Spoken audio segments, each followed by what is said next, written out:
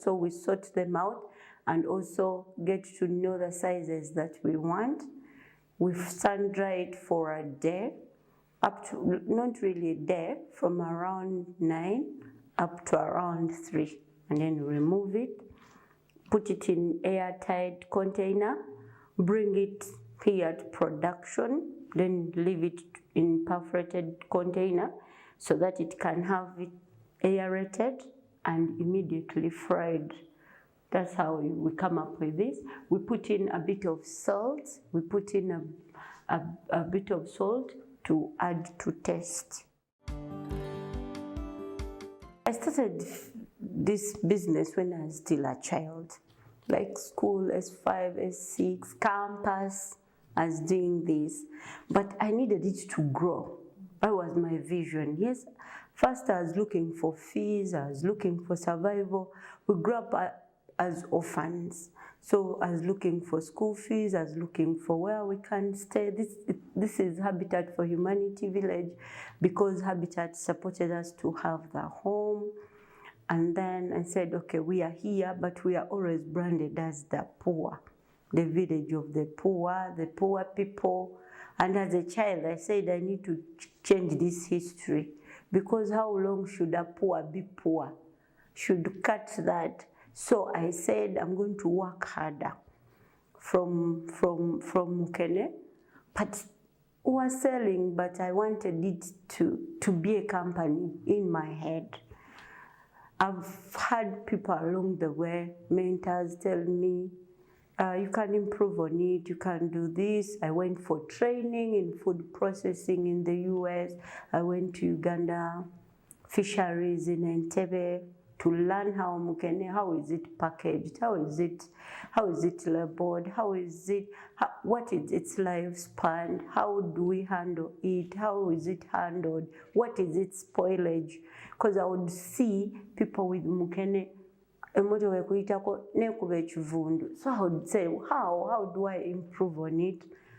And the best people to go to was UNBS, not any other person.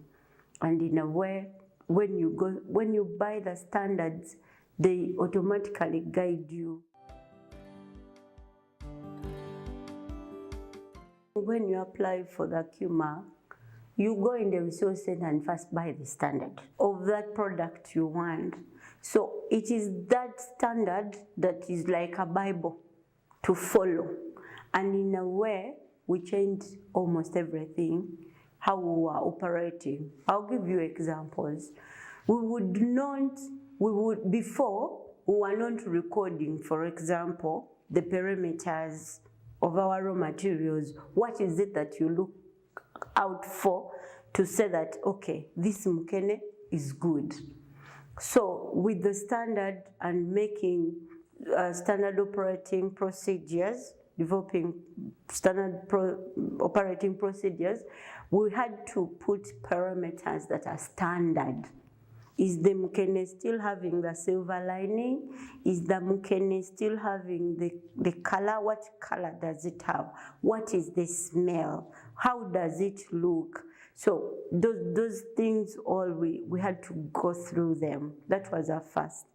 And then the other was on how we handle it. We needed to buy these other equipments to use. Before we were not using these ones. We would maybe get a kutia or chivera, something like that. But now we are using perforated containers, we are using trays, we are using airtight containers to avoid contamination. And this is mainly also helps to handle. It's a standard under handling and spoilage so that it doesn't get spoiled. And then the premises themselves. We needed, for example, fry traps to be put in the windows. The windows are not supposed to be like windows for home, just. So you put that, we had to put that behind. We needed to put a reception, changing and bathing area. Before, we came when we have bathed, but here we have to bathe again, we have to change clothes, we have to We have to wear our protective gears. I even didn't know that this looking for them. You forcefully look for them where they are. We also changed our sorting table. Before we were not using these stainless tables and equipments. We were using a chiyuwa. But right now, we had to put in money and get proper equipment, proper working tables that are food grade, that are stainless, that are good for people. Then also for the weighing scale, we actually used to cheat ourselves because you put in, you're not calibrating the weighing scale, you don't know whether it is giving more or less. But now, because it's checked, it's digital, there you're able to tell. It can tear the container size, or it can tear these other ones, and then you get actual. And we also work with precise systems that checks on us. If it has a problem, they are on call. How to wash them and take record. Another thing we changed was on labeling. The label also changed. Before we used to put Mukene snack, but the standard and that's what we going to do. First of all, put the brand name and then put the name of the product scientifically and how everyone understands it properly. But all that information was got from the labeling standard that was given to us by UNBS. Now, from there, you put the batch number, you put the manufacturing date, and expiry date. Before, we could only put expiry date. But now we put the 3 dates. All that was not there before. So a lot has changed. We had to guide, we had to put safety standards. We would not go for medical checkup regularly. But because it's a requirement and it's a standard by UNBS, we have found ourselves going for medical checkup regularly. Even those that don't work here, but they come when we have work, they all have their certificates here. We check you, we have to, and also not only checking, but also I like the fact that they also train us how to be sensitive. For example, if you have cough, you can't work. If you have flu, you can't come and fry mukene.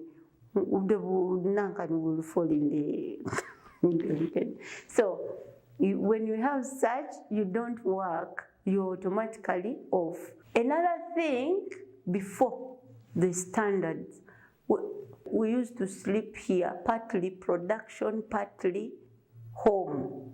But we needed to separate work and home completely so that we can follow. Otherwise, you would not know who is going in the house, who is going in the production. So we had to separate that from our work. After getting the UNBS mark, a lot of customers call because we are able to put our location, our telephone numbers with the standard of labeling. They call, they order, and then in terms of markets, many people and sales, after the UNBS, we grew from 1 supermarket, 1 to 17 supermarkets. And some of them, when you go, you present your certificate and then your price list, they tell you go and bring the things.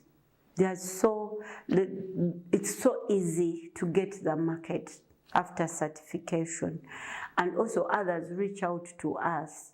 And the business has improved. It is better. It is doing well. Although I got a snag because after getting certification for me in Mukene, the lake was closed for Mukene fishermen. So we were not allowed to fish.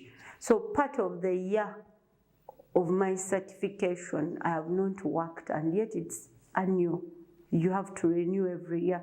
So it's been a challenge, but even if challenges are there, I don't believe in quitting. I believe in hanging in there as things get better. But the business improved. Even me, I feel good. You don't know what it feels staying away. Like you have a workplace and you also have a home. And that wouldn't have come if I did not applied for the standards.